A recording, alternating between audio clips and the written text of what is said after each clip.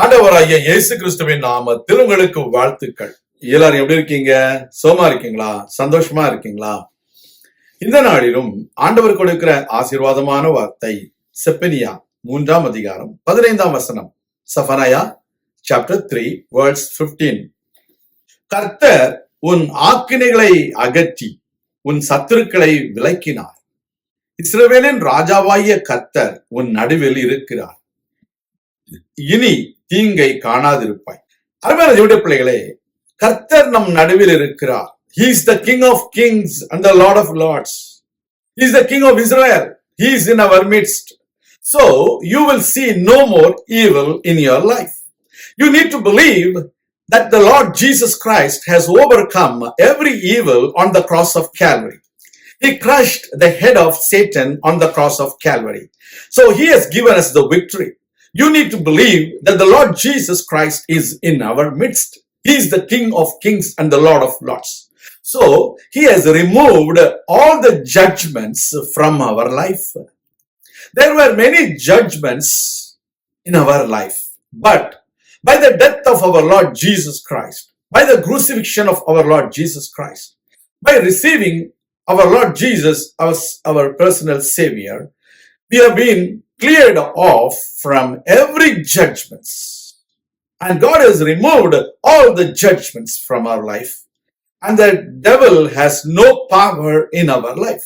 Though he is roaring like a lion who is trying to devour people, we are protected by the blood of Jesus Christ. He is trying to devour the people like a roaring lion, but he has no power. Our Lord Jesus Christ has crushed his head on the cross of Calvary. He has cleared off all your enemies from your life. You might have been seen a lot of enemies, but the Lord God, the Son of David, he has cleared every enemy in the life of every believer. கர்த்தருடைய பிள்ளைகளே, இஸ்ரவேல் ஜனங்களுக்கு விரோதமாக கோலியாத் என்ற ஒரு பெரிய பெலிஸ்தியனும் அவனோடு கூட அநேக பெலிஸ்திய படை வீரர்களும் இருந்தார்கள். தாவீது போய் கோலியாத்துடைய தலையை அவன் கொய்தான். அதை பார்த்த எல்லா பெலிஸ்தியர்களும் ஓடி போனாங்க. கர்த்தருடைய பிள்ளையே, இன்றைக்கும் தாவீதின் குமாரனாகிய இயேசு கிறிஸ்து சாத்தானுடைய தலையை நசுக்கினதுனால அவனோடு கூட இந்த எல்லா குட்டி பிசாசுகளும் ஓடி போயிடுச்சு இயேசுவின் நாமத்தினால. So you need to understand our Lord Jesus Christ has cleared off all your enemies and he has taken away all your judgments which were upon us. You need to believe that you will see no more evil.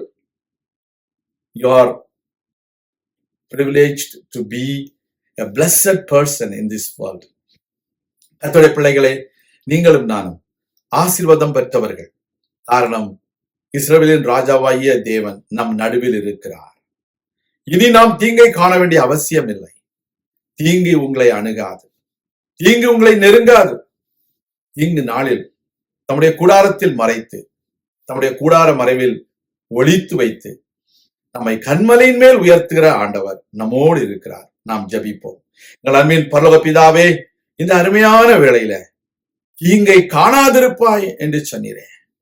பிள்ளைகளுடைய பிசினஸ்ல தீங்கு, பிள்ளைகள் வாழ்க்கையில தீங்கு, வியாதிகள், துன்பங்கள், கஷ்டங்கள், வேலையில்லா திண்டாட்டம், வறுமை, கடன் பிரச்சனைகள், இப்படிப்பட்ட எல்லா தீங்குகளுக்கும் உடைய பிள்ளைகளை விலக்கி காத்துக்கொள்ளும். அற்புத அடையாளங்களை செய்தருளும். உடைய நாமத்தை மகிமைப்படுத்தும். தாழ்த்தி உடைய கரங்களில் ஒப்பு கொடுக்கிறோம். இயேசு கிறிஸ்துவின் நாமத்தில் ஜெபிக்கிறோம் எங்கள் நல்ல பிதாவே, ஆமேன். கர்த்தர் தாமே உங்களை ஆசீர்வதிப்பாராக. ஆமேன்.